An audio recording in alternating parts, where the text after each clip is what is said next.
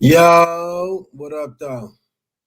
So, this is the podcast. We're doing a special event today, a special podcast streaming live from the podcast headquarters. We are now waiting for our co-host and our special guest right now. So, while we're waiting, I want to play the first episode ever.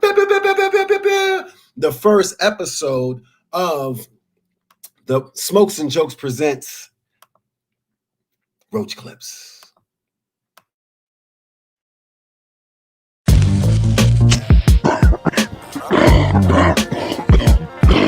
You are now watching Smokes and Jokes.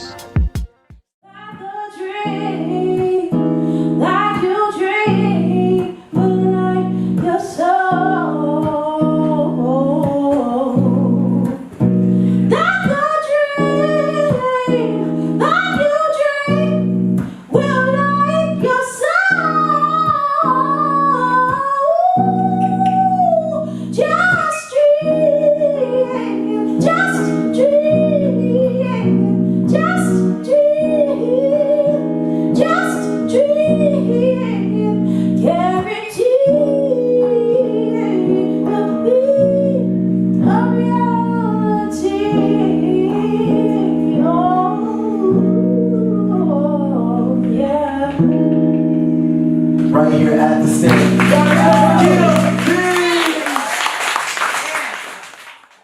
I started Smokes and Jokes because I like smoking and I like joking, and I was like, yo, what can I do to put two things that I fucking really like together? And I was like, let's put them together.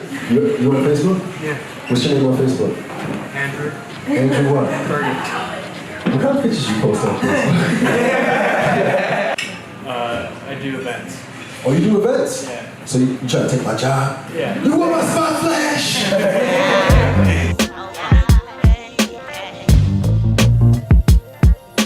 I like this audience. We have a lot of diversity here. This is good, man. Real diverse. The beautiful women right here. We got the seasoned, beautiful women right here, but like unseasoned as well at the same time. So glad to be here. This is a good demo for me. We got Canadians. Yes. Jamaicans. We got this dude. Good. I feel good, man. I just did my laundry, so I'm better than y'all. Closer than everything. Now, I look, every time I tell people I'm divorced, people, what did you do? Well, man, I chose happiness. That's what I was getting divorced. My friends were like, hey, man, you don't get over your age. Why don't you just date younger women? Like, that was a consolation. I don't want to date younger women in their 20s. Because I get sleepy at 8:30. They don't want to go to 20 places in one night. They want to go to 5 different places in one night, like they got an album that just came out. I like going home. It's the premise of this set. I love going home. Like, I was ready to go home when I got here. You ever think of that? Smoke with me. Won't you smoke? Sky surfing. Smoke with me. You are now watching Smokes and Jokes.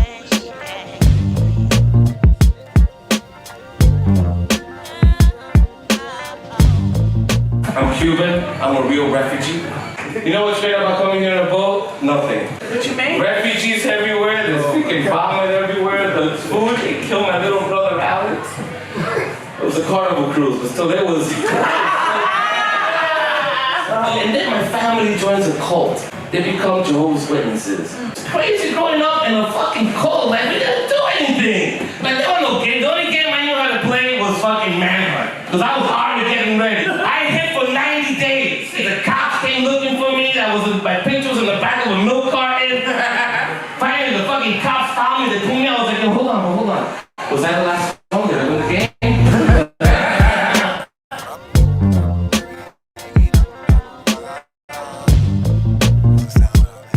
I took the Uber Super Pool. Have you guys seen it? Have you taken the Uber Super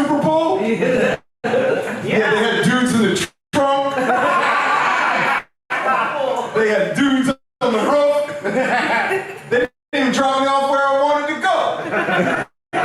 They dropped me off kind of where I wanted to go. Then I walked over here for 25 minutes. Took me 9 hours total. Cost $1.25. Yeah, I'm 46 old. Yeah, I'm old as dirt. Be nice to dudes in their 40s, right? No, yeah. Yeah, we might die any minute. Bad hamburger can take me out. Can't drink a slushy too fast. Catch a stroke. I'm trying to live. I'm married, got a kid, I got love in my life. Woo! Yeah, I'm drinking vinegar for no reason. Yeah. Free face and fish oil. Just snorted a fat line of turmeric right before I came up. I don't even drink anymore. Just coffee all day long. Coffee and weed all day long. Yeah, I'm scared and jittery all day long. I'm running for president, everybody. I'm only running on one issue, and one issue only. We can solve all this drama. What is it? I'm gonna tell you, girl. Okay, this is it. One issue only. More naps. Yes, nap. Naps can lead to world peace. You ever been really mad at somebody? Then you took a nap. You wake up like, oh, fuck that dude.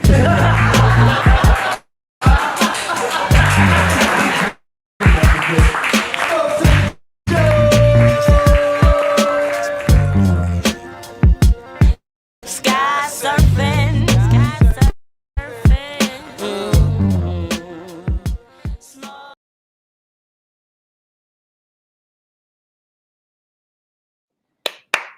Right. Yeah. Right. I love that. That's what's up. Yeah, that joint is crazy, right? That shit is crazy. I love the way it came out. I love that we could finally use this song. Like, somebody the other day was like, "Oh, I didn't know you had songs with O'Henny. I caught the end of the Roach clips and it said, Joy Sanchez, and I didn't see you performing." And I was like, "Nah, I was singing a hook. Like that's it." Mhm. It was crazy. So that's the first episode. That's the first episode right there. Nice. Yeah, it's crazy. I was like, yo, Rick finally sent it to me. He's like, man, I got it up and going. So he finally sent it to me.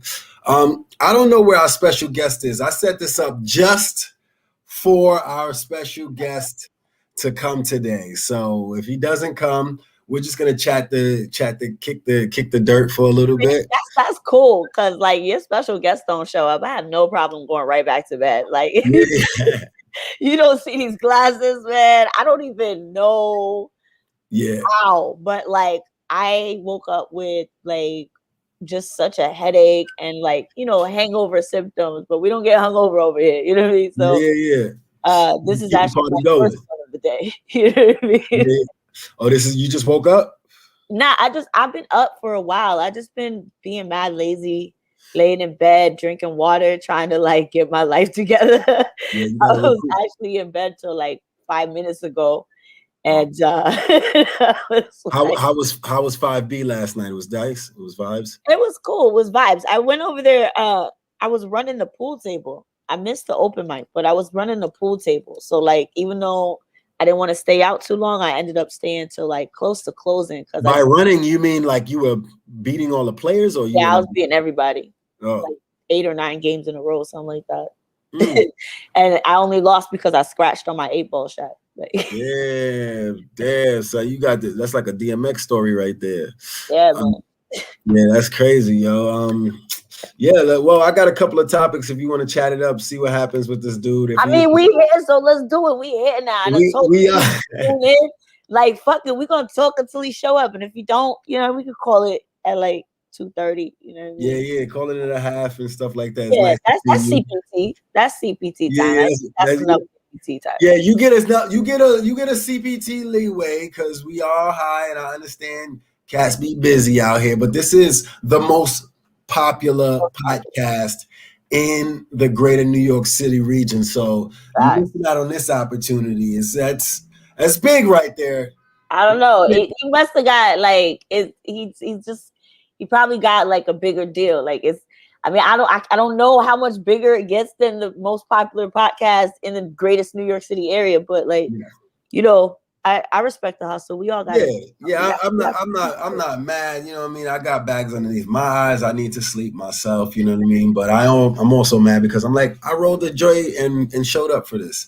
So, I woke up for this. You know what I mean? I rolled up for this. This is special to me. I rolled up on a Saturday. I was like, today is usually I'm like doing all kind of plannings and like what's it called? Like creating links and stuff like that and sending off emails because I do that on Saturdays. I like to do that on Saturdays. I don't like to throughout the week. I do not like to work throughout the week. Actually, I like to work on the weekends. I respect that. Like I respect that. I think that the week is overrated when it comes to work. Like, word up. And then just on top of like being an artist, being an independent artist, when you're doing you wearing all these different hats yourself, like. I love to have my weekend my weekend is like Monday, Tuesdays. You know what I mean? Okay. But, like that's what I'm used to from just like my previous work schedule. But that like for me, I'd rather have like weekdays off than weekends off, because then the places I want to go, they're not crowded. They're not mad people there. It's not too much people acting a fool out in the street. I mean, shit don't stay open as late, but still, I'd rather be off when everybody else is working and be working when everybody else is off. It just makes my life better. Yeah. I get to see what I need to see. I see people like doing their thing, and then also like I don't have to be a part of that mainstream wave. So I know what's in the anti-culture. I know what's going down in the anti-culture for sure. Wow. What's up? You saw that Derek Chauvin? Yo, I saw that, son. I saw it. Matter of fact, we were all here setting up for the 420 party. Okay. When the guilty verdict came out, you know what I mean? There was a moment of shock. And how many days was it deliberated? How many days? It was only like 10 days, right? Or something like that? Yeah, it wasn't that long. It wasn't that long at all, I think. I should actually look that up. Yeah. I feel like they had to convict him. Literally, like they had to convict him. There was no so many protests had already erupted throughout the country and throughout the cities that if they didn't convict him, like the amount of protests that were going to happen and the resources that were going to be used, it wouldn't have been advantageous for America. You know what I mean? Right. So it was 10 hours, not 10 days. It only took 10 hours. Whoa, 10 hours. 10 hours, bro. That was it. They were like, fuck out of here, bro. I'm surprised it even took 10 hours. Honestly, I would have been all up in if I was a juror on that trial, I would have been that bitch from the beginning, from day one, like guilty. I don't give a fuck what you say. Like you can't tell me any evidence that you're guilty, bro. Like you're guilty. Yeah, you're not supposed to be like the people picking out the jurors. You're not supposed to be. They're gonna pick people who are not swayed. They can't have an opinion. You know what I mean? That's how they're supposed to be picking. There's people. Ways around that, man. Although I purposely let my opinion be known so that I don't actually. Yeah, I'm not trying to get jury duty. I don't even know like. And that's the weird thing, like even with Derek Chauvin, I don't know if I want the life and balance of this man's life in my hands, like not in that roundabout sort of like pomp and stance sort of way, where we're just out there showing everybody, I think that's a large commitment. And although like, some he to some extent, and this is the trickery of language and words and spirit. He has to pay for his. He has to pay for his transgression, yo. Like you murdered a man in broad daylight in the middle of the street in front of mad witnesses. You know what I mean? You got to go down for that. Cause like if like you said, right, they had to convict him, not just because he was obviously guilty, but because if they didn't, like you I don't even want to think about what would have happened if he wasn't convicted. Cause like you know, there's we get mad about stuff, you know what I mean? We get upset, we might riot, but like the rioting, or not even the riot, like the way that, you know, we're starting to react to things because we're so fucking just over, like we're over it. Yeah. It's just feels like it's always gonna be a steady escalation. So like once I saw these niggas burnt down a fucking police precinct, I was like, yo, I really hope that he gets convicted, because if he didn't, what would they do? Like, what would we do? You know what I'm saying? What would be like? Yeah, it would have been like the beginning of the American Civil War, the Second American Civil War, because you know, our country's at a point where like that's a crazy concept. Enough is enough, dog. Because enough is enough. Like at some point, you got to step out of that shit and know that like there's a right and a wrong. Period. Like there is a right and a wrong, and if we're gonna keep putting giving these individuals responsibilities that they feel they can take our lives, you know what I'm saying? Our lives are in their hands, and they can use whatever their fucked up way of thinking is, and it still be said it's professional. Like, come on, we gotta find a way to like change that shit. It has to change. So, you know, he had to be convicted. Like for sure. Oh, there's have you seen this bot? There's a really great bot going around the internet right now. What is it? Is that Madison McFerrin? Yes, a Madison McFerrin bot. That shit is a bot, dog. Yeah. Let me see if I could play it real quick.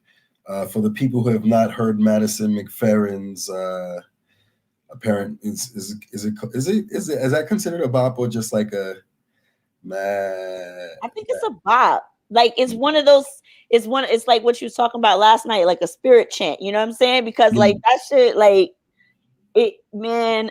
I remember when Trayvon Martin happened and Zimmerman got off, and that shit broke my heart. You know what I mean? And I was around a lot of white people in that moment in time when the verdict was let go, and they, you know, luckily we were all heartbroken. We were all like, there was just an overwhelming sadness. And then like with this conviction, there's just like it's like a renewal of our energy in some ways. Like it just felt really good inside.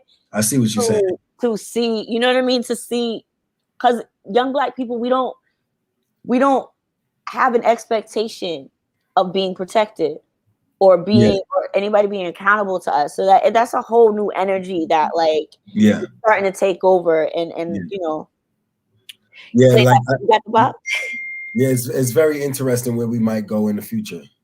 Yeah. That motherfucker's guilty. That motherfucker's guilty. That motherfucker's guilty. That motherfucker's guilty. That motherfucker's guilty. That motherfucker's guilty. That motherfucker's guilty. That motherfucker's guilty. That motherfucker's guilty. That motherfucker's guilty. That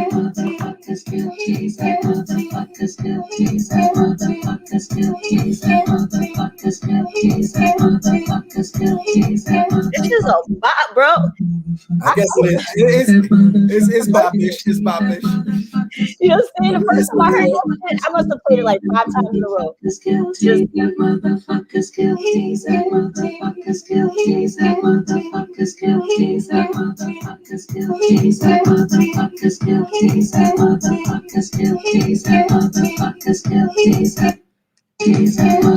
That's popping. You know what I'm saying? That's popping. I bet you're gonna hear that shit in a club or at a party this summer. Watch. Watch. Somebody's gonna make that shit like a full-length song. Yeah. I can't wait, man. I can't wait for sure. What are you smoking? Oh, what am I smoking? I'm my Joyal Delph. Right before I had packed my Joyal Delph, and it fell over. So now I think I need to get a pipe that has a cover on it. So if anybody's out there who want to gift me with a pipe with a cover on it so that when it's resting, it doesn't just fall over or something to put in there. But inside, I ain't gonna front. I still got some of that CBD weed somebody gave me, like that. It's like some very like soft hitting weed, I guess, if you will. I mixed it in with the lavender and rosebuds, and then I'm still smoking on the limoncello because it's just been doing me right. You know what I mean? Yeah. The limoncello, and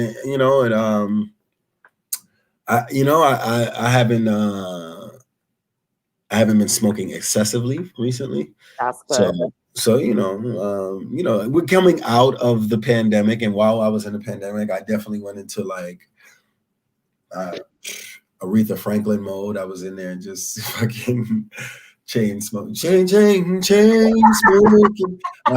what I mean? Yeah. But now, I was yesterday. I was at the podcast. I was painting at my friend's. Oh, nice. Yeah, we painted till like 1 o'clock, 12:30, 1 o'clock in the morning. I took an Uber back and shit like that. I'm not a painter. I plan to start painting when I turn 50, just as more recreational thing to do. But if the Lord willing, that's something I want to do. But right now, get your Bob Ross on it. You know what I mean? Just look at these trees. You know what I mean? But these happy little trees is gonna be nuggets. You know. Yo, side note, did you know that Bob Ross's hair was an accident? We went over this. We did? Yeah. Oh, you did the perm? All right. Yeah. You looked this up. You were just I'm as sorry. surprised. I told you I'm hungover. I just put my blunt. Like I didn't get my life together. Hey, so what topics we got then? Nah, man, I'm not mad at you. We weren't supposed to be talking to each other. We were supposed to be talking to someone else. But we'll I'll edit the name of this. No one will know. I will edit the name of this. No one will know, and then we'll just have had a conversation between the two of us. It's all good. Yeah. We're funny. You know what I mean? We're doing our job. I'm always about. I'm not sure if I'm funny anymore. But if I pull and I do my job, you know what I mean? Yeah. There's a lot of unfunny, successful people, but they do their job. They come through. They know how to do the wit and grit. They can say the line, but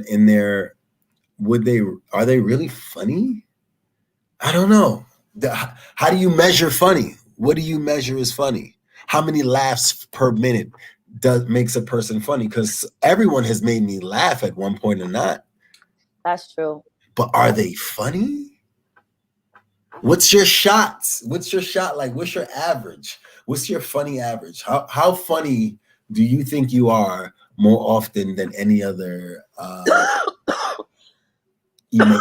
or any other? How much funny are you in your whole person? 100% of joy, radical black joy. How much funny are you? In my whole person, I think I'm like a 7 out of 10. Okay. I will put myself at 7 because, while I'm still getting the intentional funny together, you know what I mean? Which is a different funny. Which is a different funny, right? I think that I'm actually casually funny. You know what I mean? I'm really funny casually. I've made lots of people laugh. I say wild shit all the time that makes people think twice. Mm-hmm. So I think I put myself around 70% of me is funny. I think I'm funny. Yeah, okay. I think I am funny. Especially when I'm not trying to be. Yeah. No, that's usually the thing about it. That's what the difference between intentional funny. Yeah. And being you're not a comedian until you're intentionally funny. Right.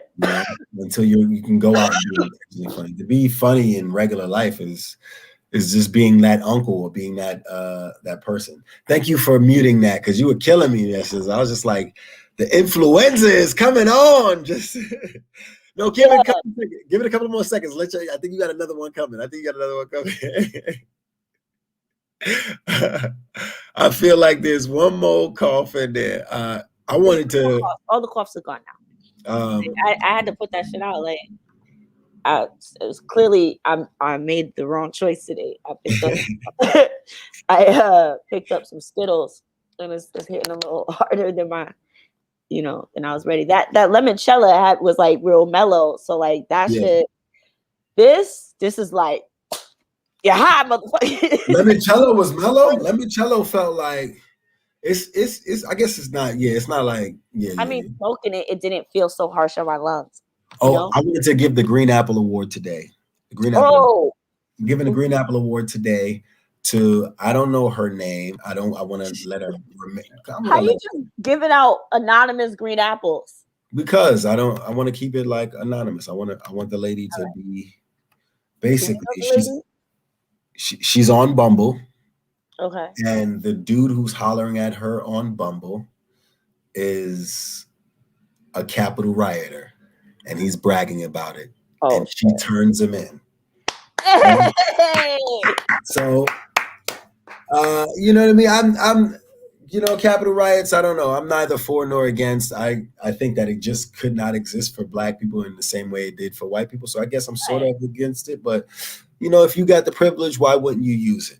I feel like that's my that's a justifiable petty. You know what I'm saying? That's a righteous petty right there. Because it's kind of our civic duty to turn in, criminals. Hey, we don't want to. You're gonna brag about it. You don't even know me. You don't know me. We haven't exchanged a rapport where I'm like, I can trust you with this secret. That person doesn't sound sane. And if that's what happened in a initial Bumble conversation, imagine what happens 3 months down. I wonder also, maybe it wasn't even a part of the conversation. Maybe she was doing some internet, some internet research, because these days everybody loves to research. So maybe she went to his Instagram, because a lot of these motherfuckers was on Instagram bragging with videos and stuff. Maybe she saw. I want to know how she found out. I would love to know how she even learned about it. But I feel like it might have also been that she was just on, let me see what this guy's about. Let me go to his social media. And he's got videos from the Capitol riots. Oh, this nigga's in the building. Oh, okay. I'm not about that. No, they literally showed a text a Bumble. Oh, it was a text. And the dude is like, yeah, I was one of the people that rushed the Capitol. I was a Capitol riot. I think he put I was a Capitol rioter, and just nonchalantly just said it like me, and she was like, "I'm turning you in, sir. This is not okay," and I appreciate her for that. Wow! Wow! Yeah. Wow! The utter stupidity of these people is astounding. I just like the fact that there's always something else that makes me just be like, wow, bro. So you're gonna violate federal laws and then you're gonna brag about it casually to someone that may or may not want to date you. Did you think that was an attractive trait? Did he think that was gonna CP time? You were right about CP time, my boy. You said no. He's like, no, not this. This is the time I agreed to. We definitely be sending off emails back and forth. We're just going over the Green Apple Award. We're bringing in the very great and amazing. Y'all give it up for Yassir Lester. So two things. First of all, someone's doing work in the next room. So if you hear something, that's what it is. That's why I'm wearing a mask. Okay. Number two, y'all's invite said Eastern time. Why you have to put the time I'm at?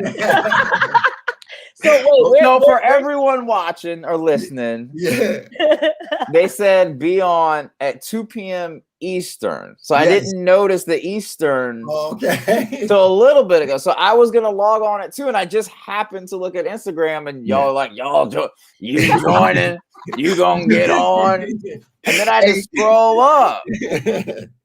Okay, you had to roll up. All right, you scrolled up, man. We got Yeah. What's up? Hey, what's up? Welcome. Hey, we want to say Yassir Lester. Yassir Lester is an American stand-up comedian, writer, and actor. He was on the writing staff for The Carmichael Show, which is one of my favorite shows, and Girls, He is best known for his roles in Making History and Black Monday. Y'all give it up for Yassir Lester again. Oh, no. Yo, just can I get like 2 seconds to fangirl? Because I absolutely love Black Monday. That's one of my favorite fucking shows. Oh, wow. I mean, you are fucking fabulous, man. Like, yo, just the shit that show, like the premise of it, but also just like how that story is told and how wild it really was. Like, man, just kudos to you, man. I appreciate your whole team. It's a great show. That's too kind. Yeah, I give all credit to the creators, David Casp and Jordan Cahan, and then Don Cheadle, Regina Hall, Andrew Rannells, Paul Scheer, Casey Wilson, Horatio Sands, Ken Marino. Like they're all so phenomenal. What channel was this one? I missed this one. I ain't gonna hold you. I put it up there. I had to abbreviate it because it wasn't fitting in the 200. It's on Showtime. So okay, I got it. I just got that link. Okay, yeah. Okay. All right, watch it. It's the most frustrating thing is that they just won't. It's one of the shows that they won't make more widely available. Like you can watch Shameless on Netflix. Like you know what I'm saying? It's just for whatever reason, we're fighting tooth and nail to just get it somewhere else. Just because, like, real talk, like people aren't like, let me go get Showtime. Like, you know what I'm saying? You're gonna want Disney Plus, you're gonna want HBO, you're gonna want Paramount Plus. Like, you know what I'm saying? So it's like, it's one of those shows that like people kind of have to. It's sad, but like people have to kind of find it on their own. You know what I mean? But usually, once people find it, they usually like it. What I like about Showtime, if that's what they're doing, they're betting on Showtime. I'm always about that. They're always like, yo, we're gonna keep the stuff that we really feel like we believe in, and then people are gonna have to want to come here to access that. So there's a belief system in there that I appreciate, but also but hear me out. There's also the version where it's like, we'll put 5 episodes on Netflix, let people taste it. Then get them over. And the hardest part is that it's so locked down. Like, truly, most people find out about it because Don Cheadle gets nominated for like an Emmy or a Golden Globe, and people are like, "What is Black Monday?" Like, you know what I'm saying? So, but that being said, it's a fun show to write for. It's a fun show to act on. Like, it's even in all of its raunchiness and wildness, it's like you're still not matching what was exactly happening, because like real stories usually are so much crazier to the point where people stop believing it. You know what I'm saying? Like and when we tell our kids like, people weren't wearing masks and that was, you know what I'm saying? Like they'll be like, what are you talking about? Like, you know what I'm saying? Like, there's the reason it went so long is because like 10 people didn't want to wear masks. How did you feel about the mask situation? How did you like?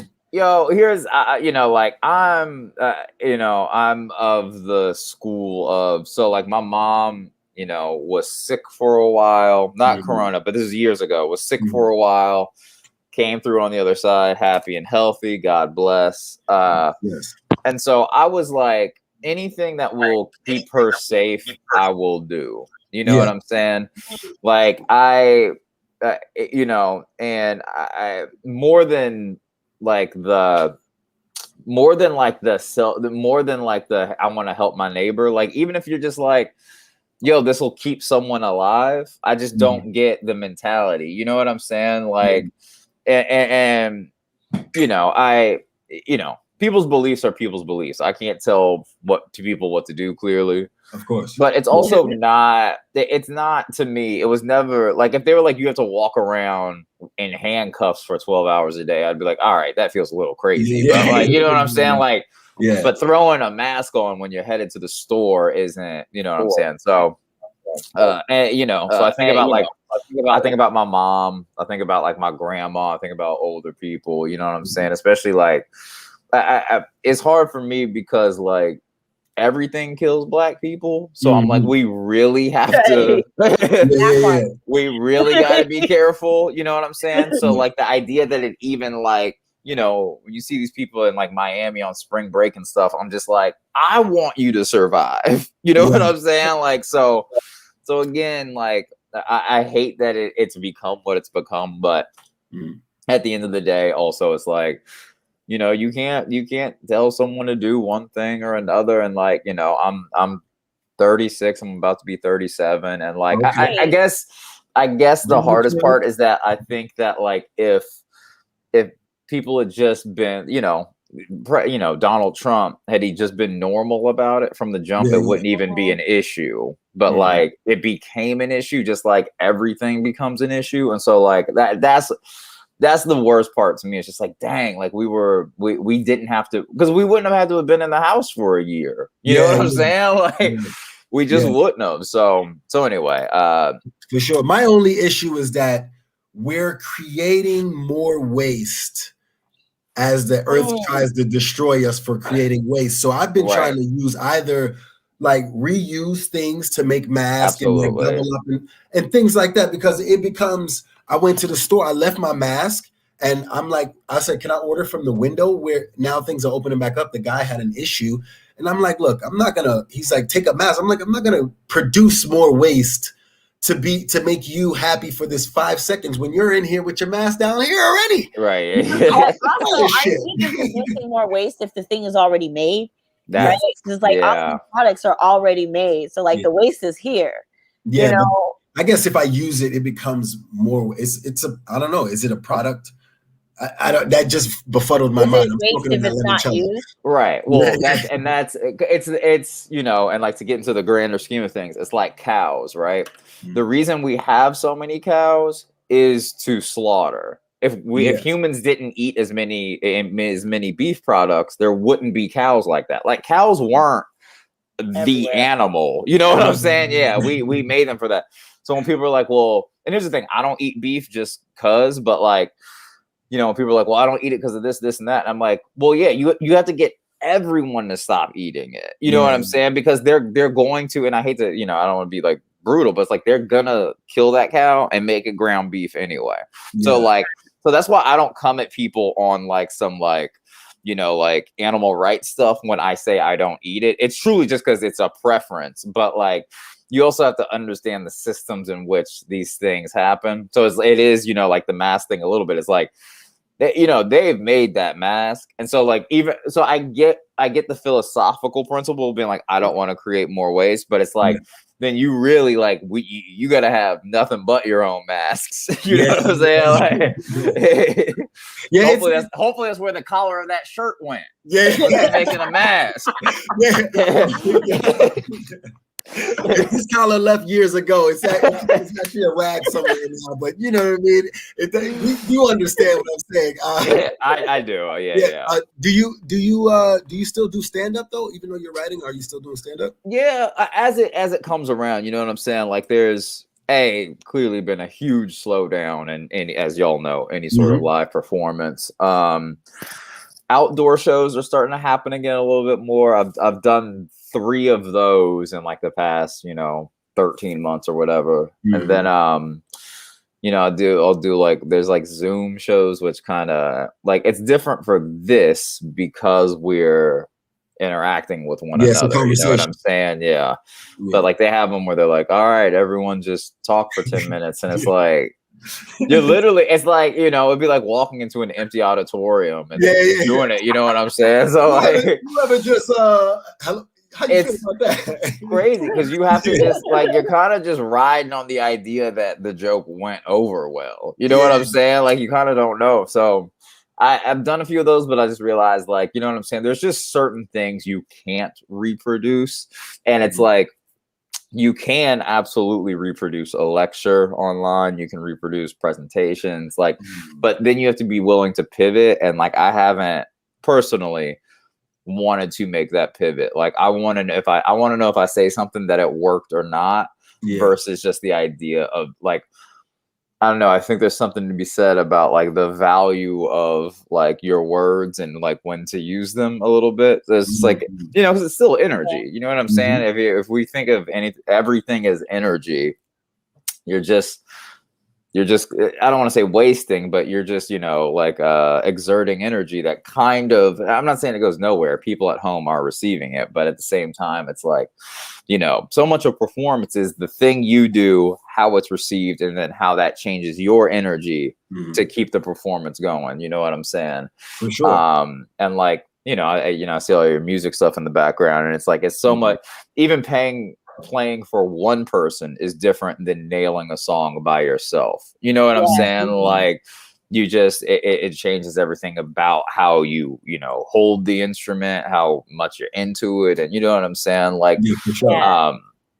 So yeah, so on that end, like, yes and no. As things open up more, like, I'm still going to be very careful about it, but I am like getting back into it again. The problem is, but as you know, kind of brought up, or y'all brought up, like, you know, just having a job of any sort and then also needing to pursue another thing right after that, you're like, I'm just tired. You know what I'm saying? Like, I'm just tired, but you know, you fight through that. So, you know, hopefully one day it which one do you love more? Do you love the writing of it? Do you love the acting of it? Do you love the stand-up comedy of it?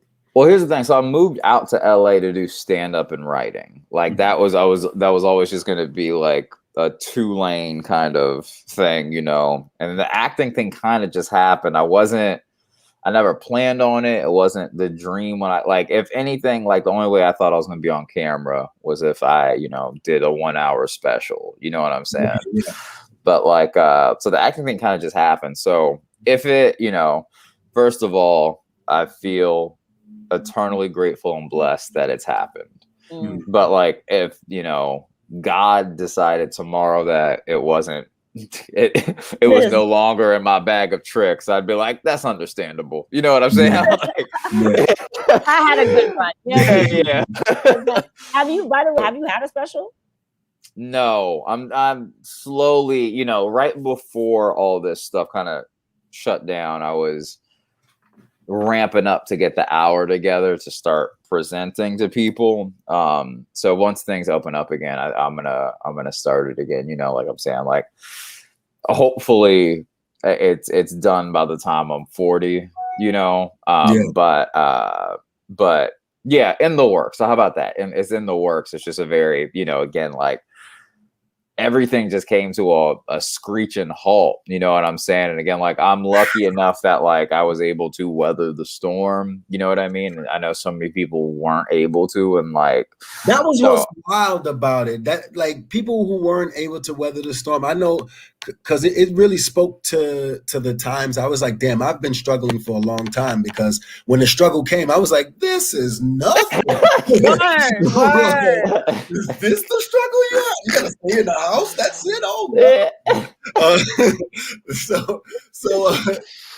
so but it's like, to see people who were like, actually, they had their pulse on society. They had they relied on society a lot. Right. And I've heard a couple of stories about people killing themselves because they had no definition for themselves anymore. You know? Yeah, they said that like suicide rates escalated. Like, everything that people did to cope escalated 1,000% across the board. Definitely, my weed man is definitely grateful that 1,000%. Just 2 in my hand. Can you do the TikTok dances? Do you know how to do any of the TikTok dances you do? Here's the thing.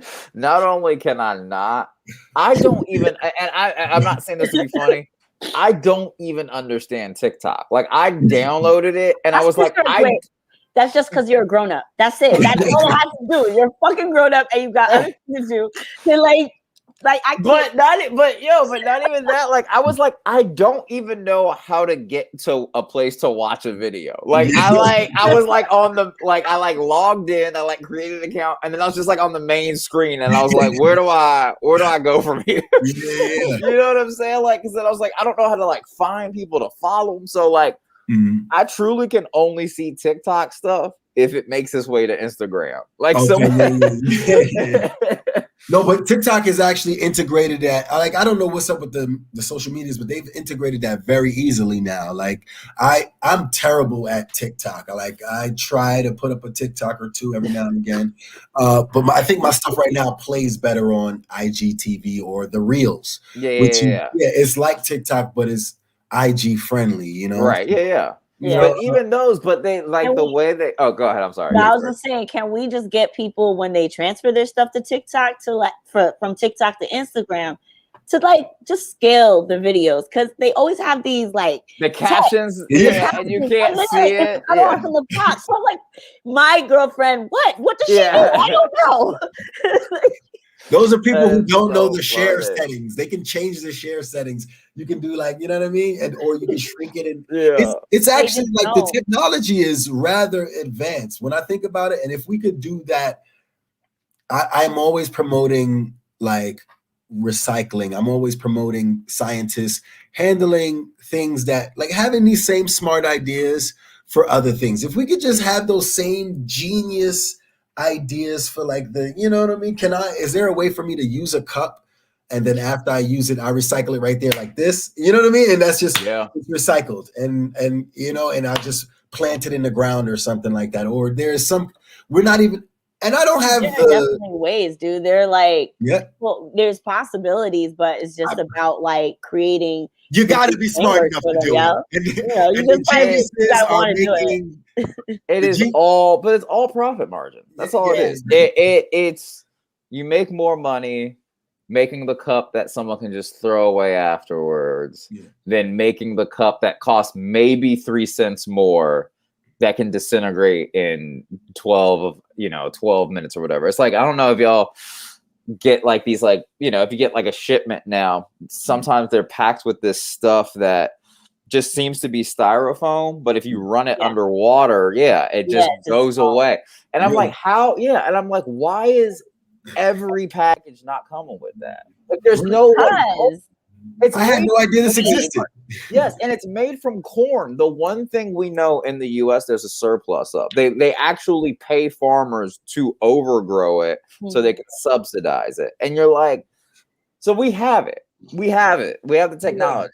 Even like, I mean, but it's even like, why not package things with beef and then you can fry the beef after? You know what I'm saying? Like it's like you might be onto something, man. You might be onto something. All I'm saying is you might be onto something. You gotta look into it, see how you can get it done. But it's all money. It's just like, and you know, like that. Are y'all Shark Tank people? Y'all I love Shark Tank. Sometimes I love Shark Tank. Okay. Well, number one, get back into it. Word. Number one, get back into it. But number two, as you'll, as we're kind of talking about, like, you see the way they like navigate, and I don't know why I'm bringing it back to Shark Tank, but you see the way they navigate these deals and the profit margins and this and that, and you're like, oh, like so, like it's to the penny. They do not want to lose a penny on this stuff, and you're like, oh, but these are the people we're dealing with on a day to day. These are the people that make the drywall for our apartments and homes, and like make the strings for the guitar, and you know what I'm saying, like make the straw for your hats. You know what I'm saying? Like it's so interesting in the way that, like, I'm not trying to make it too serious, but you're like, these, like, we are just day to day dealing with demons, and like we're just like, how do we make it through and also be good people at the end of it? You know what I'm saying? Like, it's a navigation. It's a navigational system. I see you believe in God. I've heard you mention him. Him or her, however God manifests you a couple of times, and I do believe that God, for me, is like the universal truth, the moral compass that we can all just sort of feel inside of our belly. And like, you can sort of feel it when someone is like trying to manipulate that sort of universal truth. You know what feels good to interact with another person. Right. And, it's just instinctual in you. And it's just that, I from even as far as like you're like, my roommates like to eat my food a lot in my kitchen, you know what I mean? But let me say something. Yeah. You got to beat them up. Yeah, that's what I've been thinking about. I imagine them carrying around that guilt though, knowing that that guilt there. Can I say something there? I do think that also there is like, sometimes the guilt is outweighed by the pleasure, and food in particular. Like, because I can imagine if I like was gonna eat like a bowl of cereal, and then I was like, oh wait, there's Chinese food in here. Like, and I ate that, you would be like, you know, like that Chinese food was better than how bad I feel. I mean, you know what I'm saying? So like, so for stuff like that, like you gotta beat them up. You gotta beat them up. That's what I've been thinking about. I gotta weigh the options. Yeah. Or you gotta just like, I don't know, smash a TV or something. One that's not yours or a shared one, but just like, or a computer or something. Maybe like now we're even. Yeah, well, I've been thinking about just doing like putting like diarrhea food in there. Oh, see, that's smart. Yeah, fuck your whole shit up. But oh my god, yeah, maybe just like fry up dog food. Yeah, and then pretend that you were gonna eat it. It smells good. Yeah, but okay, here's a question though: Can you eat? Like, can you eat dog food? Not like y'all particularly. I tried dog food when I was a kid. Like, you did? Like, what happened? Yeah, it was a dare on my, like me and my brother, and he was like, so I did it, and it was disgusting. It was disgusting. It was disgusting. And I don't recommend eating it. I don't imagine dog like food being good. It has like synthetics in it. But wait, did you eat like kibble or did you eat like the no, sauce? like the wet Alpo? Okay. Ooh. Because here's my question. Because like we have a dog, and I feed the dog, and I'm like, there's like potatoes and carrots and like, and I'm like, I like potatoes and carrots and fish technically. Like, shouldn't I be able, like, not that I'm gonna sit there and eat dog food, but my point being is that like, am I worried about the presentation so much that I'm saying it's gross, or is it actually like gross? No, you know what I mean? Take a spoonful and see. Also, there's like all of these new dog foods that are like super organic and like and you go to like Target, get drunk, get the best one you got, get drunk. That's the problem, is that I'm sober. So like if I eat dog food, like I'm eating dog food. You know what I mean? Like I just know you can also be like my mom. Like my mom has all these schnauzers, and she makes the dog food like from real food. So we'll like dice up the chicken and make these little patties, or like if she wants to do beef or whatever, cook the you know, the vegetables down and mash it all together, and then freeze it for like a week. Plantains. So you can eat it if you make it. Like I recommend. Yeah, I guess that's right. What's it like inside of a writer's room, man? Here's what I'll say. Like, and you know, I just say this to people in public who have asked too, but like, I think it's one of the bigger kept secrets in Hollywood is that I find that a majority of writers either don't know what they're doing or they're bad at their job. They just happen to make it in.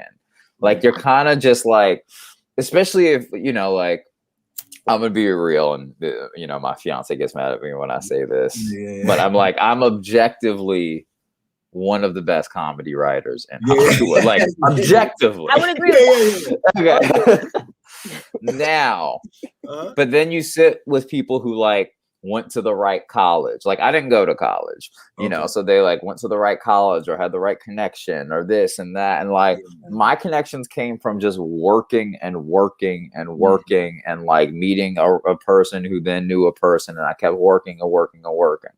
So it's interesting in the sense that you're like, you know how you like watch a lot, you know, like I don't know how much TV y'all watch, but like I watch a lot of TV, and I'm like, most of these shows are terrible. And then it's like, yeah, but I work with these people, and I know most of them are terrible. So of course it makes sense that the end product isn't good. You know what I'm saying? So I would say that, like, I mean it sincerely. Like, if y'all wanted to be writers, like y'all would go in there and destroy just on personality alone. Because that's what most of it is. Like, you'd be shocked how little of it is like sitting at a computer and type. Like it's conversations. It's like, especially like, you know, a show like Carmichael Show, where it's like the entire show is based off of conversations. Like, it's genius show. Genius show. I'm sorry it didn't get its flowers when it was here. But that I feel like that show was hilarious.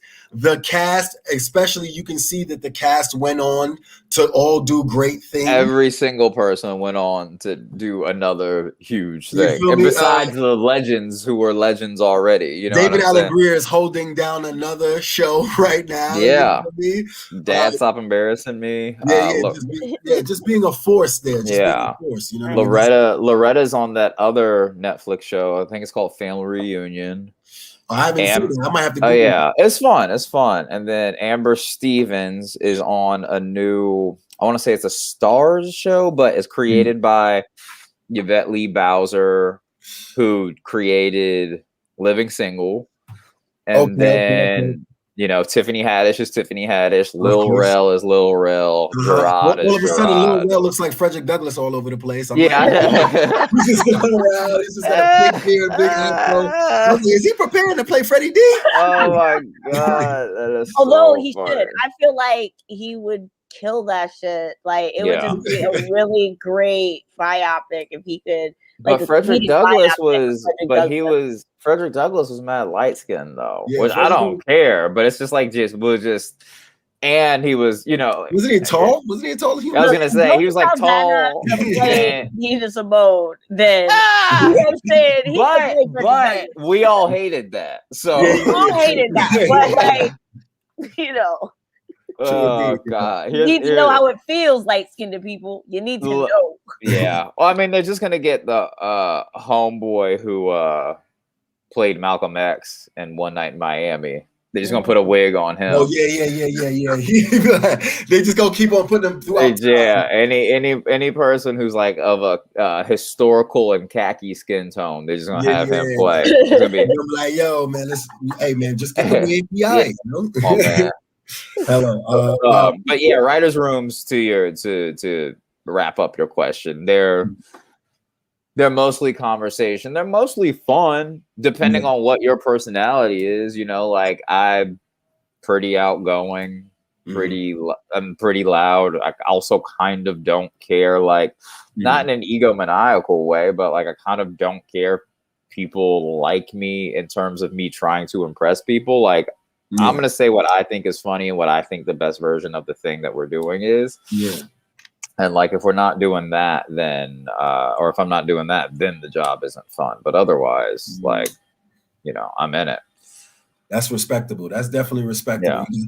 You got your, I can't remember. I think it's was it Kareem Abdul-Jabbar? Someone, they talked about their father was a garbage man. And they was like, whatever you do, I don't care. Whatever you do, I'm a garbage man. He's like, I do the best job. I don't care what nobody's trying to do. I'm trying to show up and do my best job. I think it's Magic Johnson, right? Yeah, maybe it's Magic Johnson. Okay, yeah. And then, you know, you see how legacy is hard to maintain. You feel me? That's what you see after that. But that's exactly my point, I think, as to why the moment you start going around pleasing everyone, and not that I'm like out here trying to make people mad. I really that's also you ain't like not my case. Shut up, man. Right? Yeah, like. But I do think that, like, you know, when you look back on all this stuff, like again, like not that 37 is super old or anything, but it's like I look back and I'm not disappointed in myself so far. You know what I'm saying? Like. Y'all would be shocked at like all these like TV shows and movies that you see that I said no to. Like, you know what I'm saying? That I was like, I don't want that. I'm not going to audition for that. Like, I'm not going to do this. I'm not going to write on this show, blah, blah, blah. Like a few times I wish I would have said, you know what I'm saying? Like they asked me to write on Succession and I was like, no. Like, and I was like, all right, maybe I should have taken that job. But like, you know what I'm saying? Why did you say no? What's the motivation behind truly? Okay, so most times it's I think and this is the real. Most times I think things are bad.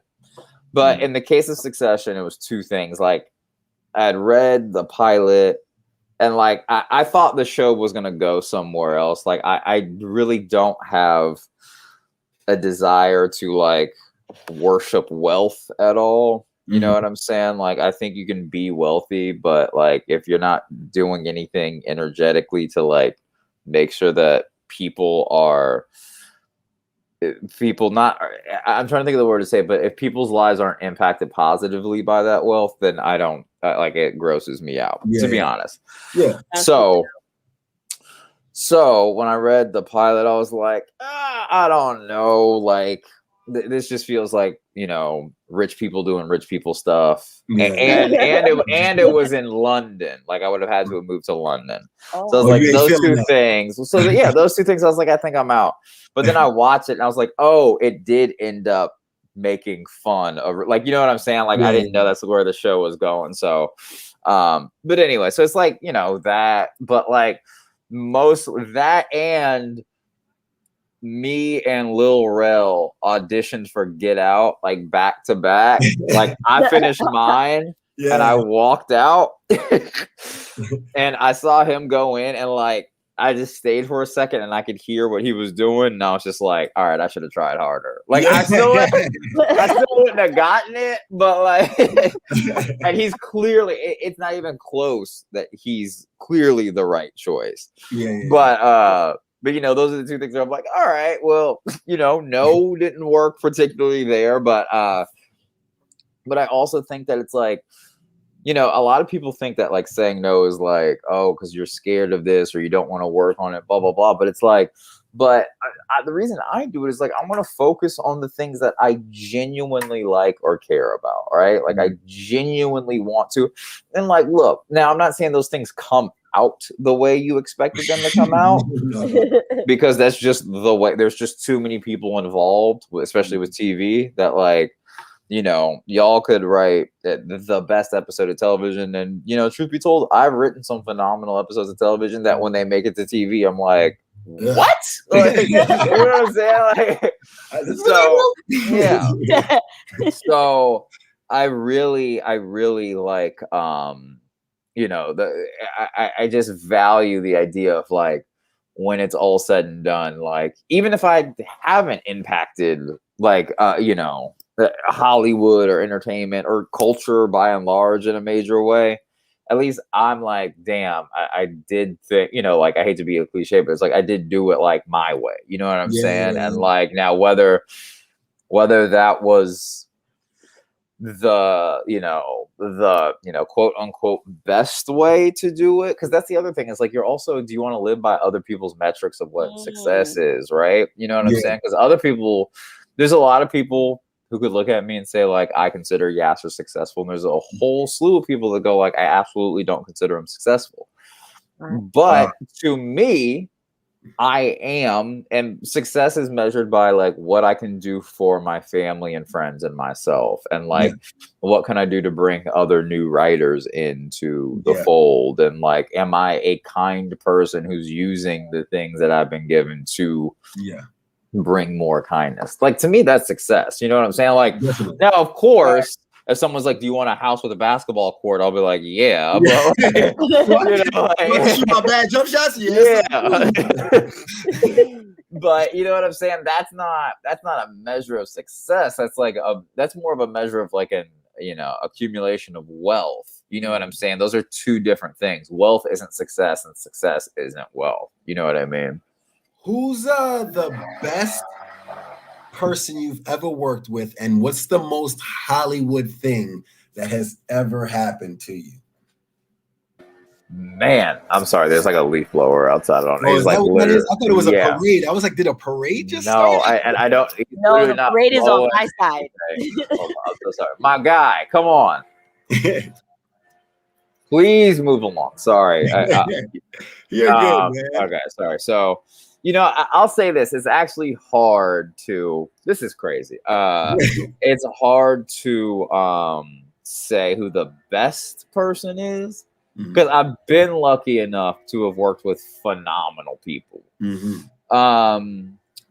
Man, it's a hard question, because like, you know, again, like the best is like such a hard metric. Like, I was gonna say like, I would probably, as a thing closest, one of the things closest to my heart, I would have to say is like my first, you know, like entertainment writing job. I wrote on this cartoon called Black Dynamite on Adult Swim. You wrote on Black Dynamite? I did, season 2, and like, Carl Jones, who came from the Boondocks and was like running the Boondocks and then came to Black Dynamite, you know, gave me a shot, didn't need to. He showed me, like, he didn't like sit me down and show me, but like working with him, he like just showed me how to like be a boss and be funny, but also know how to craft a story and what things should look like. He's such a visionary. It's like shocking to me. Like, I mean, like he can really, he's like someone who can see everything at once and like make it a tapestry. You know what I'm saying? And it like all fits together and makes like this beautiful quilt. He's also a phenomenal artist. Like, I mean, he's so smart. He's so funny. And like, you know, I tell people this all the time. Like, another reason I think the way I am in writers' rooms or just in this industry in general is like, that was my first, like, you know, writer's job. And it was all black minus one white writer who's Word, you had a white writer on there? Yeah. And he was funny. Oh God, what's his name? I believe his name was Scott, but it wasn't that funny. Yeah, well, I barely remember, but like, but I say all that to say that, like, you know, and this is, you know, this can be on some Black Power, you know, tip if with you want it to be, but I do think setting myself up like that, or being set up like that, whatever the terminology you want to use is, helped me immensely, because I didn't go in being like, I need to like be quiet and please white people and blah, blah, blah. Like I started with a group of us. So by the time I had made the jump to like a white people show, I was like, I don't need this. Like, you know what I'm saying? Like, that's probably a rarer start than most people have had. It's an extremely rare start. I mean, like, I did that, then I did, so the dudes who do Southside, Diallo Riddle and Bashir Salahuddin, I don't know if you've seen the show, but it's a show on Comedy Central called Southside. Before that, they had a pilot at HBO called Brothers in Atlanta, which was coming up at the same time that Atlanta was filming. So it was like almost like a competition of like who's going to get their Atlanta show out first. But the long and short of it, again, that was my first live action show that happened to be, again, like another black show. Okay. So again, like that show got shelved? It got shelved by themselves. They didn't like the way it turned out. Wow. But then they went on and rebroke it and made Southside. Okay. So I say all of that to say that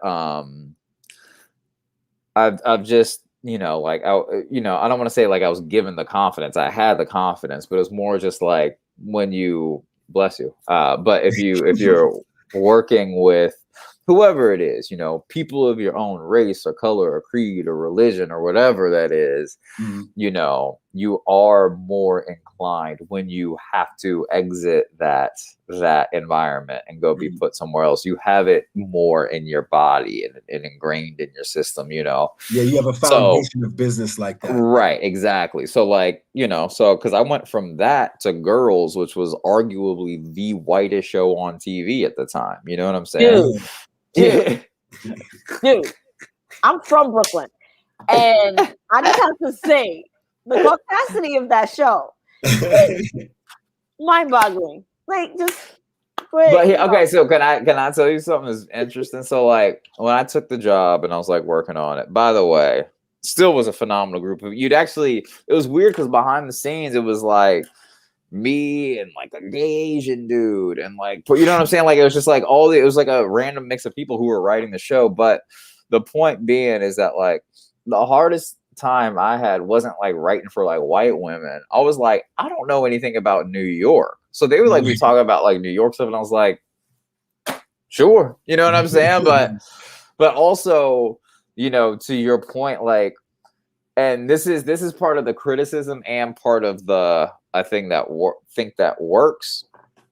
To me, it's like, and I'm not, this isn't in defense of anyone, but like, if you watched Insecure right now, and it was hella white people, you'd be like, what? You know what I'm saying? Like, Issa Rae hanging out with white people like that. Like, that's part of my thing for Girls is that like people got mad at her, and I was like, she wasn't hanging out with black people. Like And those kinds of white people don't be hanging out with black people like that. Like they just don't. You know what I'm saying? So, so anyway, like I was just like, okay, I know that part of it ain't gonna be in the show. So like, what's the other thing I could bring to the table?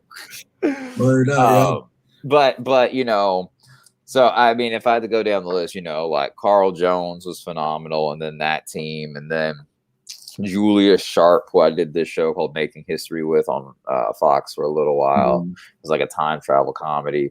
I got to work with Mindy Kaling, who's phenomenal. You know what I'm saying? I got to work with, you know, again, me and Gerard have been friends forever. So just getting to work with your friend is great. The team at Black Monday. Like, I mean, like there's so many people to shout out. It's just I have jobs that I definitely shout out and be like, this is the worst job I've had. But,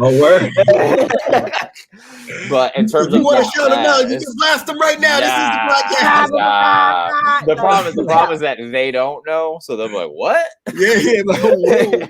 You should have told me. I did it for any other reason that it was just boring, you know. I've been the background actor in all of your favorite TV shows. So if you see it, I like working with the dude who directed he directed the Carmichael Show, Nicholas. That guy right there. Nick Stoller? Yeah, Nick Stoller. He was mad cool. He was just a funny guy. Yeah, he's very, very easy to work with and relaxed as a human being. And I had flew back from Asia to do that joint, and that joint was pretty tight, man. Wait, which one was it? What's that show on Friends from College? Yeah. Netflix. Yeah. It was mad funny. Yeah, it was mad funny. So yeah, do you think this is what I'm gonna ask you a tough question. All right. Do you think your sexuality plays a part in your success in the Hollywood game? Okay. I guess what I have to ask is sexuality as in heterosexuality or sexuality as in a rated level of like attractiveness? Okay. Not in a rated level of attractiveness, no. But just in like being a who you connect heterosexual with. man. And not to say that it has to be forward or backward in terms of the media, but you know. I mean, like, if you want the truth, I'll say no, and that's because half the people that meet me think I'm gay anyway. So, like, no one, you know what I'm saying? So, like, if no one, and I am a heterosexual man, but like, the fact that it is even nebulous for people, I don't think that could be concrete. You know what I'm saying? It's not like it's not like if I was like 6'4", right? You know what I'm saying? Like if I'm 6'4", then you can go like, well, he's successful because he's getting all these tall roles. You know what I'm saying? Yeah. But like, but I also personally, I'm one of these people who like, I try not to lean on anything too much. Like, so like, I don't, you know, like, I'm not like someone who like writes about like a ton of like sex stuff because I don't want someone to be like, oh, all he does is like sex stuff or all he does is this thing or that thing. You know what I'm saying?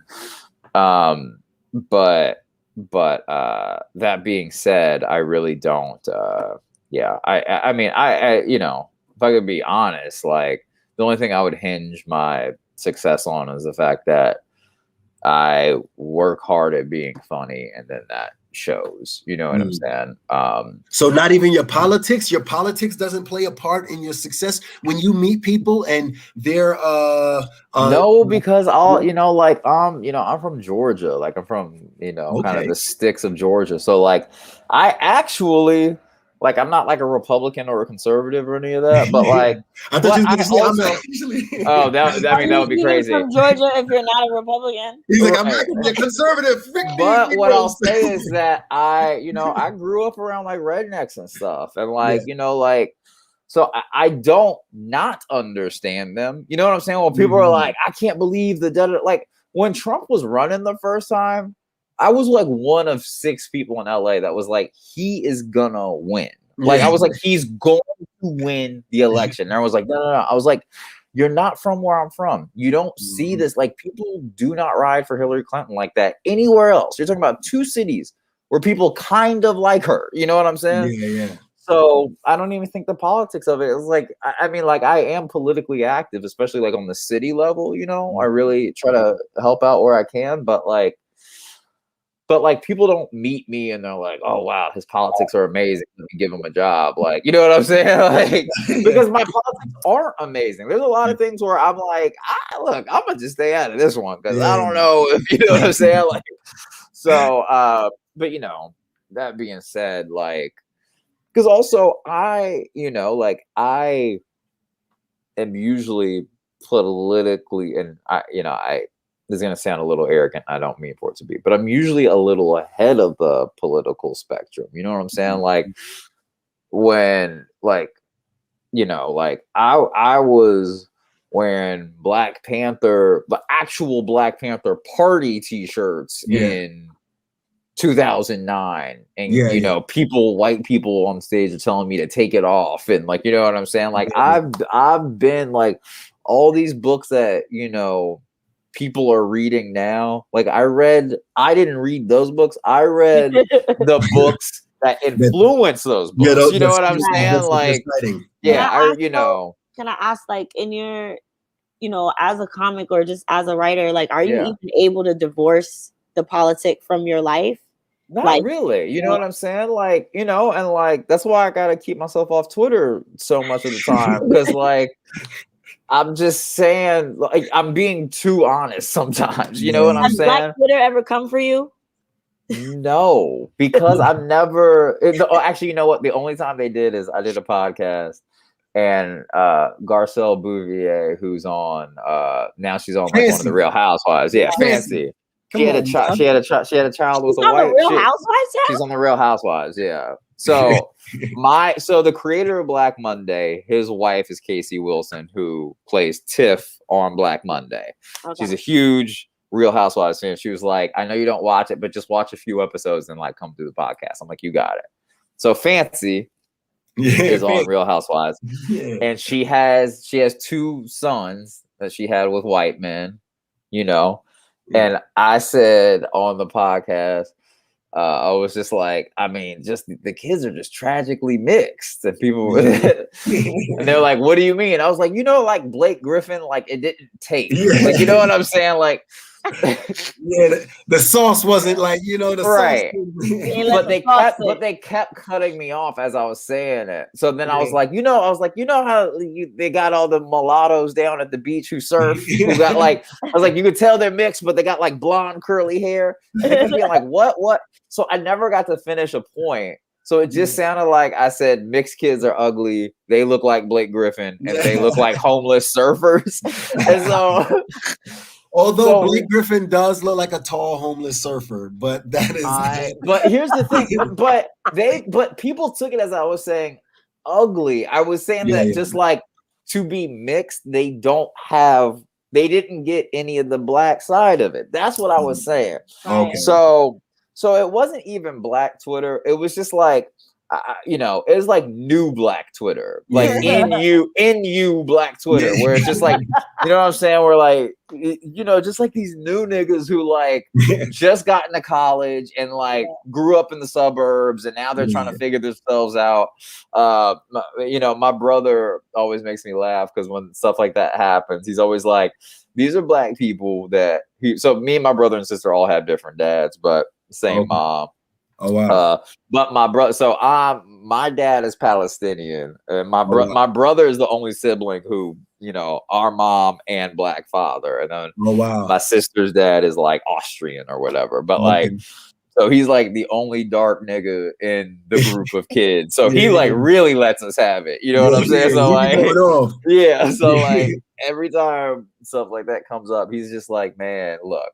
You just dealing with some niggas who spent their whole childhood trying to impress white kids and be one of the white kids, and now they grew up and feel guilty about it. So he's like, he's like, it has nothing to do with you. He's like, these people are mad at themselves, and it's just like, so true, because every time one of those things happen, because it's also like, I'm sure y'all are hip to the phrase of like, here come the blue checks, you know what I'm saying? And like verifies? Yeah, you know what I'm saying? And like, that's why I actually got rid of my verification for that reason on Twitter, because I was just like, it was because too pretentious.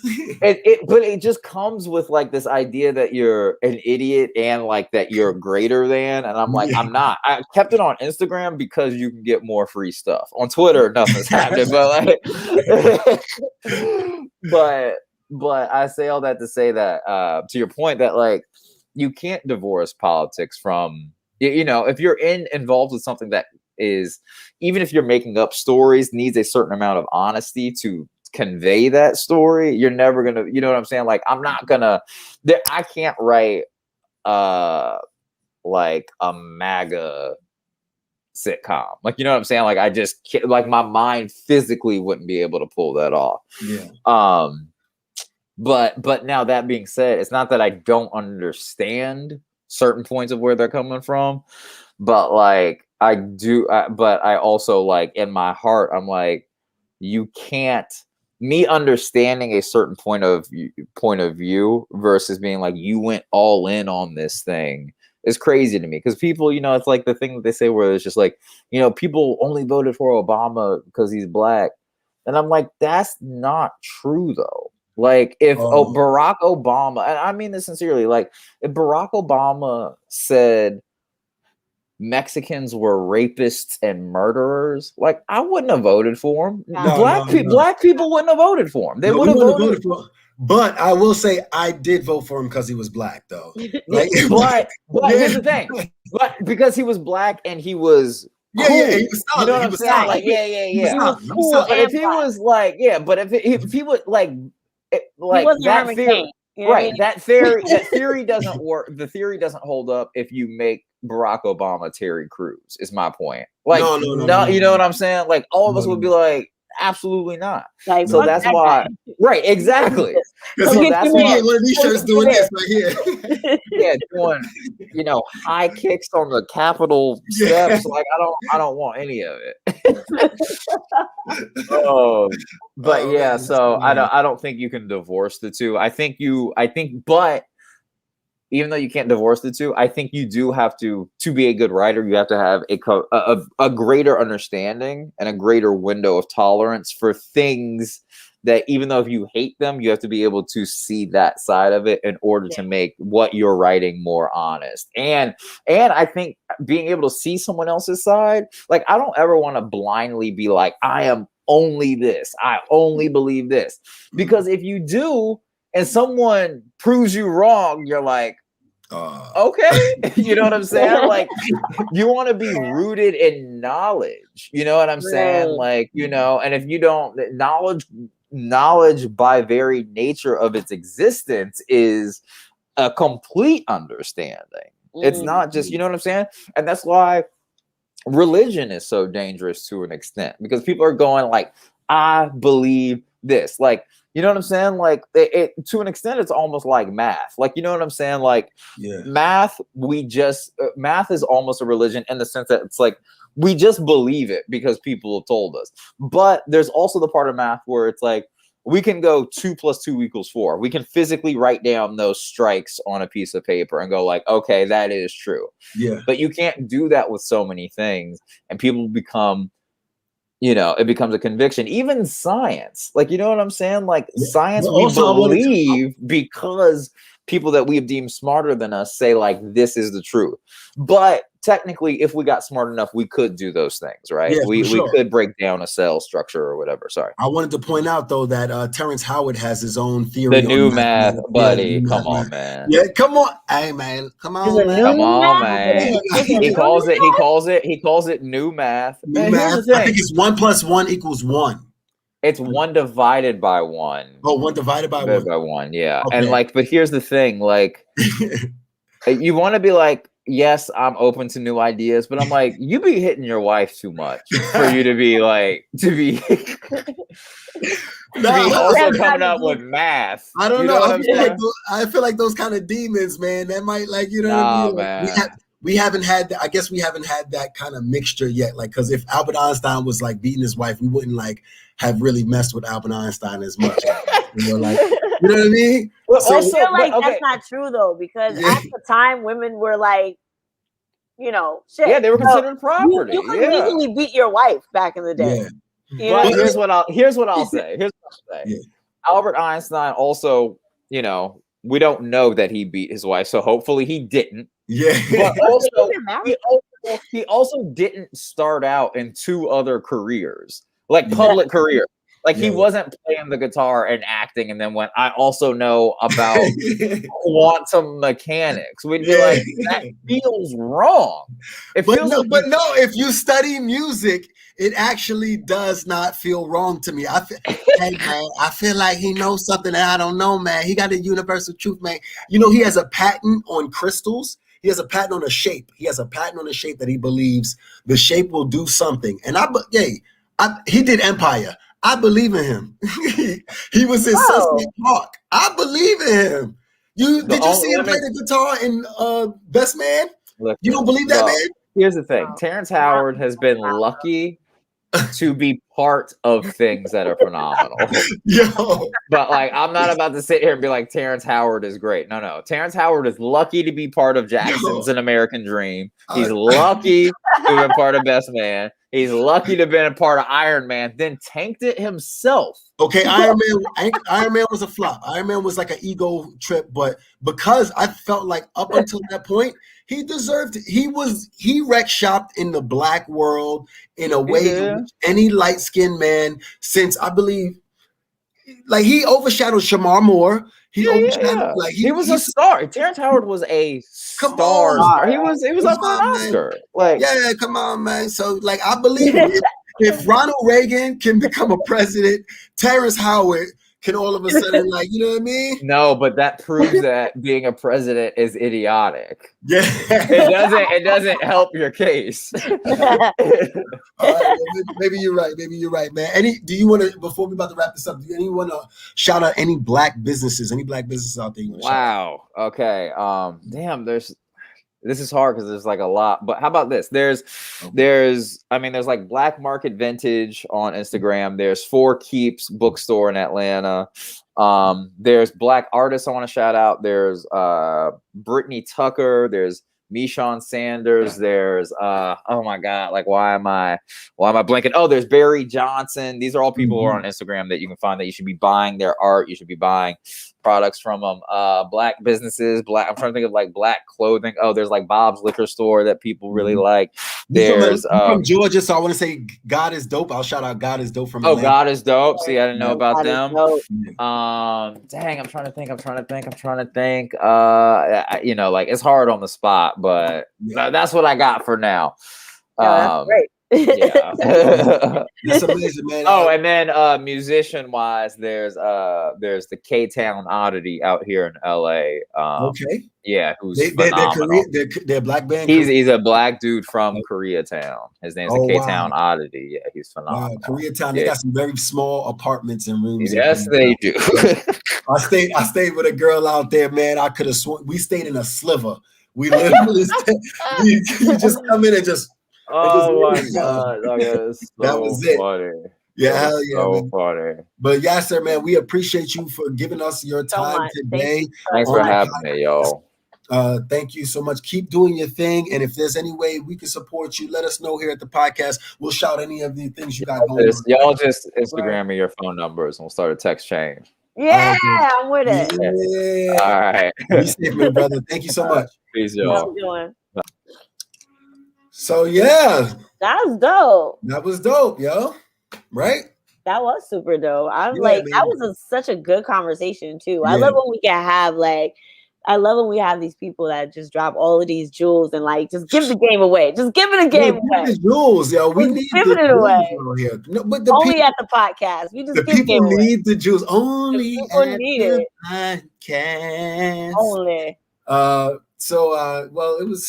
it was nice doing this Saturday edition. It was nice talking to you, talking to Yassir Lester, you know, I'm gonna go fangirl a little bit right now and watch, probably catch up on the last season of Black Monday. Yeah, I'm gonna go find Black Monday because now I got a link for the Showtime. I got the link. You know what I mean? I've been had Showtime, bro. Because you don't ask. You close That's not on me. You gotta ask for things. I didn't know you didn't have it. Nah, I ain't got the Showtime. You got it now, though. I got it now, though. So I ain't gotta ask you now, though. So All right. I'll let you know if there's something else. Is there's another link that I need that I don't have? All right. Facts. Well, have a good Saturday. You have a good Saturday. Y'all have a good Saturday. Y'all have a good Saturday. Peace. I get love in the street.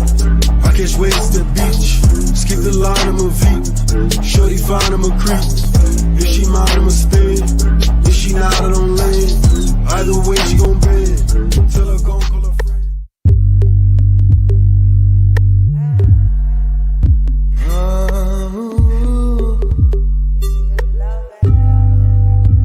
Believe in love and let go.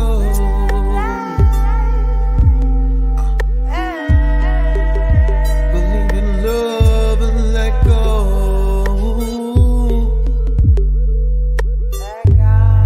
Believe in love and let go.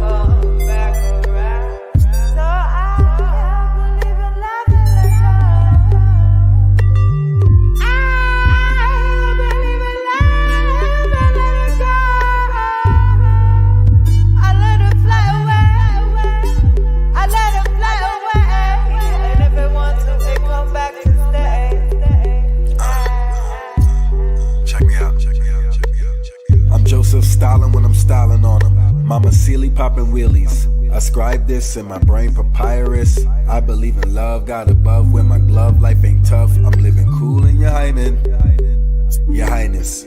See the vision, colitis. Flow is water, Poseidon. I'm in Galilee with Gideon. Paint a picture, to lose Lautrec. Let's hang by the noose is best. No noise, to die is the climax. And I'm alive, cause I ain't died yet. Hit maker, cold flick taker. Get your love now, get my licks later. Bedroom, she a thick dick taker. When you arrive, hit my phone. When you leave, I say let's link later. Skydiver, let go, get high, a skywriter. Luke Skywalker and a Pied Piper. I've been bony since My Little Pony. Searching for a tenderoni, keeping no phony. My frequencies are sensing prayers. I'm an onion and you help me let go of my layers. Lay to rest the haters. My unit tastes like flavors. I'm getting cream like Brayers. And say my name with love until it's known by the neighbors. Encapsulated, forgot what day it was. It feels like love, at least I say it was. That's fine, let's shine. Walk in the light, flat line.